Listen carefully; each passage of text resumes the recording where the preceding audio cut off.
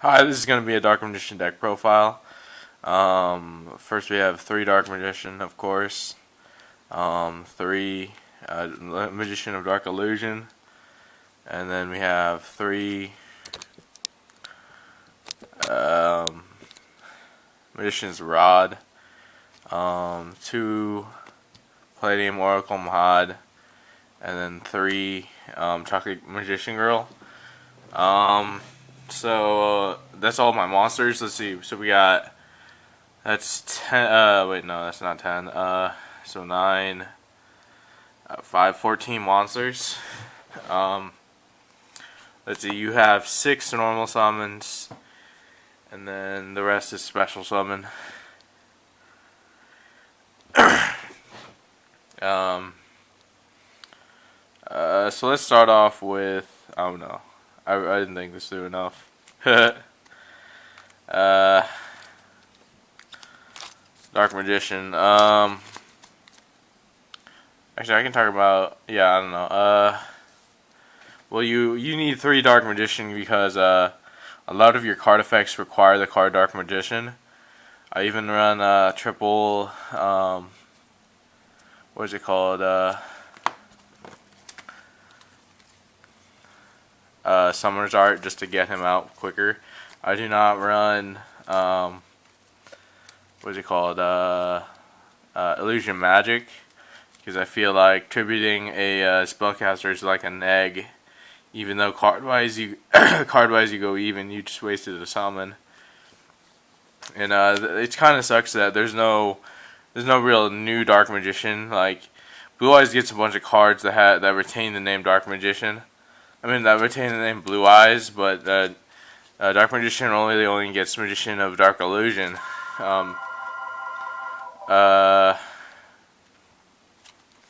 Magician of Dark Illusion is real good because when you summon Magician of Dark Illusion, while you have what's it called, Dark Magical Circle. Yeah, Dark Magical Circle on the field. Since its name counts as Dark Magician on the field. Dark Magical Circle will activate to target to banish. Alright, so I'll just go by what shows up on here. So 2 Palladium Oracle Mahad. He's very good against dark decks. I playtested this deck a lot by myself against Chaos Blue Eyes Chaos Max. So this card was like a must in that matchup.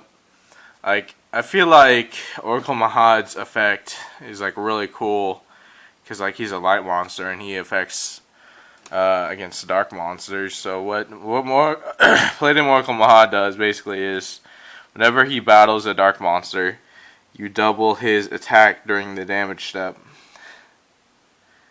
And I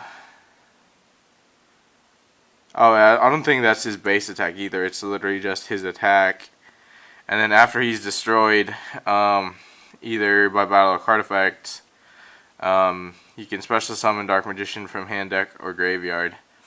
And I was dueling one of my buddies, and he said that when he summoned my Palladium Oracle Mahad, he said that it's because the card was still destroyed, even though it never hit the field, that I still got the summon for Dark Magician. And then Palladium Oracle Mahad has a lot of good synergy with cards like Chocolate Magician Girl and Dark Magical Circle and what else? Not Potted Duality. Sacred Sword of 7 stars definitely. Because sometimes you'll just draw Palladium Oracle Mahad in your starting hand. You can't really do anything with them. I don't run Dark Magical Circle, so I can't really get him out anymore.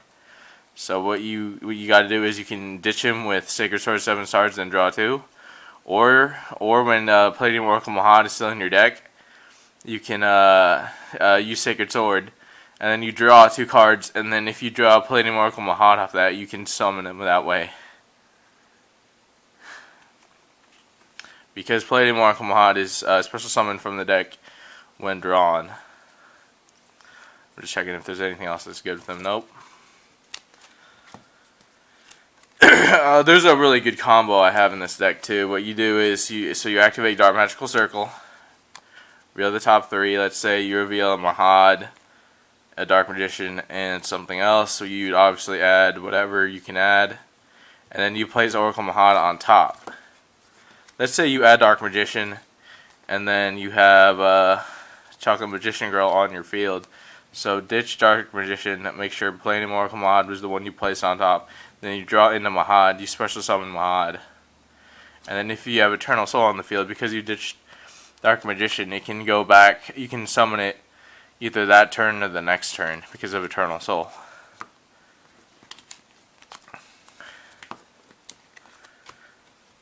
Alright, so there's that. Oh, my bad. And then triple Dark Illusion, Magician Dark Illusion. He's good, but like I feel like I never really get his full potential off. Like I always be getting the Dark Magician out whenever I need. I'm at the same time I'm getting Dark Illusion out. So I never really activate a Dark Magical Circle off a Dark Illusion play. So what you can do is you can like first turn you can like Quaking Mirror Force, or you can Solemn Warning, you can Solemn Strike on your opponent's turn. Summon him out. I usually like him better in attack mode than defense mode, because Chaos Max can deals double piercing. And then you do that, and this activates. And then another thing about that is, let's say you have Magician's Rod in your grave, and then you have this, and then you have this. What you can do is, well, I'm not 100% sure how this would work step by step, but so let's say you have Dark Magician in your grave too. You activate. Let's say, let's say this is in your hand, and this is face down into your opponent's turn. He activates a card effect, a monster effect, or he special summons by pendulum summoning, or special summons through an inherit summon. Activate special. Because you special summon a monster with the name Dark Magician, you get to banish, target something and banish it. And then this card effect activated. So this hit the field, then this activated. So now you can activate both this effect and this effect. So what this does, Illusion Magician does, is you special summon once while Dark Illusion is face up on the field, a Dark Magician from your grave, so you get that. And then because you activated Dark Magical Circle, you can tribute one of your monsters. So let's say you tribute, I don't know, can you tribute the Dark Magician? Because no, you probably wouldn't want to, because actually you probably would, because then you could Eternal Soul. So I'm gonna say, well, I mean, you should definitely ask your judge or whatever, or somebody who knows the rules better. But basically, you tribute one of these two dudes, and then you get this added back to your hand.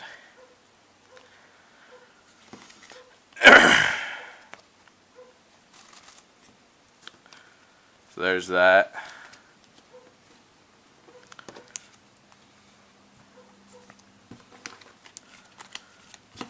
And then triple Magician's Rod.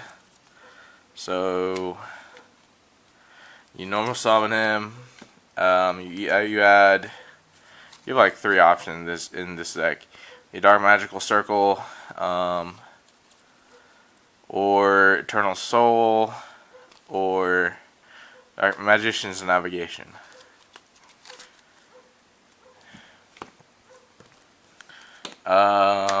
That's basically all he does. And then when he's in the grave, you activate a spell trap or card effect. I think. During your opponent's turn, spell trap, card, or effect. Tribute a spellcaster. I think it's a spellcaster. Yeah, tribute one spellcaster monster. And add this back to your hand. That's pretty good. He's okay, but like Chocolate Magician Girl is probably your better normal summon. So what she does is, once per turn you can ditch a spellcaster type monster from your hand, draw 1 card, and then once per turn, if she's targeted for an attack, you can special summon a spellcaster monster from your graveyard, and then the attacking monster gets its attack halved, and then it has to attack the new monster that was special summoned from the grave. Like Chocolate Magician Girl is a very good card because like she basically fuels her own effect. Like you just ditch something, you draw, like you didn't neg off that effect unless they effect Veiler. And even if they effect Veiler, you still ditch something to the grave so that her targeting effect is live. So they try to target attack, nope. Just summon Dark Magician even, and you can activate what is it? Dark Magical Circle or whatever, and then yeah, and then if Dark Magical Circle is there, you banish something, then if they're attacking the Dark Magician or whoever you summon. And then let's see, your lowest attack.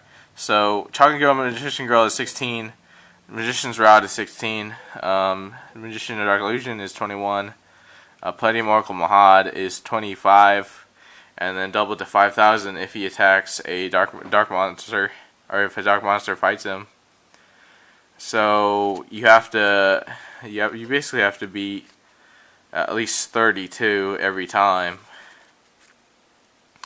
And another thing that's really good is that I forgot to mention, if Palladium Oracle Mahad is dead in your hand, you can ditch him with Chocolate Magician Girl.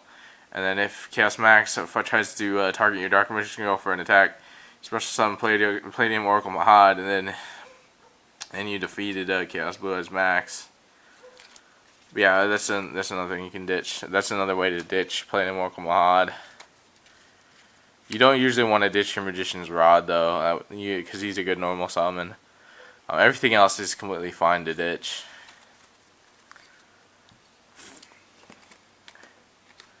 And another thing too is when you activate things like Target Magician Girl's effect, whenever you activate a draw effect, you want to make sure your deck is as thinned out as possible. So, but even though Dark Magical Circle has a possible thinning effect, you want to activate it first before you activate Dark Magician Girl. I mean, a Dark Chocolate Magician Girl. That way you know what you're gonna draw into. Like you wanna activate Pot of Duality before Magician Girl. Sacred Sword. I don't know. I guess you'd want a Sacred Sword first. Yeah, definitely. I think sometimes it'll depend. And then if you have stuff in your deck that you can search with Eternal Soul, like Thousand Knives or Dark Magic Attack, you should activate those first. Yeah, Magician Navigation, you should activate that first, and so on. So that's it for the monsters. So Dark Magical Circle. So we got 3 of those. Not the cheapest card. It's kind of in between. It's sitting at like $26 right now. I bought it when they were at $30. You think Eternal Soul would make the price jack up? I'm gonna have to check it again later. But so it's basically 2 effects with this card. First effect: check the top 3 cards of your deck. Put them in any order you want. If you see Dark Magician or a spell or trap that lists Dark Magician in the name Dark Magician in the card, add it to your hand. Although you cannot search Eye of Timaeus or what was the other card? I thought there was another card. I know you can't search Eye of Timaeus with it. Pretty sure there was another card. I just don't remember. Yeah, can't search Eye of Timaeus with that. And then what else? If you special summon Dark Magician, target a card on the field, banish it. Target a card your opponent controls, banish it.